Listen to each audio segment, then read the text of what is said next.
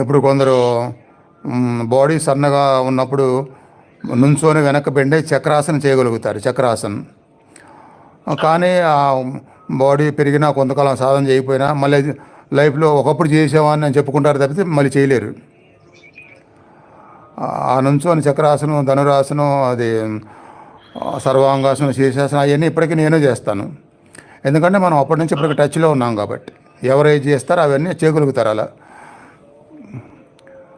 ఇది కూడా ప్రధానం. లైఫ్లో బాగుండాలి అంటే శారీరకంగా అలా వదలకుండా ఏదైనా చెడు చేసే ఆహారాన్ని మళ్ళీ వదిలేస్తే మళ్ళీ ముట్టుకోకుండా. ఇప్పుడు వన్స్ ఆపేయడం కష్టం, ఆపేసిన కొన్ని రోజులు కష్టం. కానీ చాలా రోజులు గడిస్తే ఇక అది మనకు గుర్తే రాదు. అట్లా చేసుకోవాలి. సరే అయితే మీ టాపిక్ వచ్చిందని చెప్పి అందరికీ ప్రాక్టికల్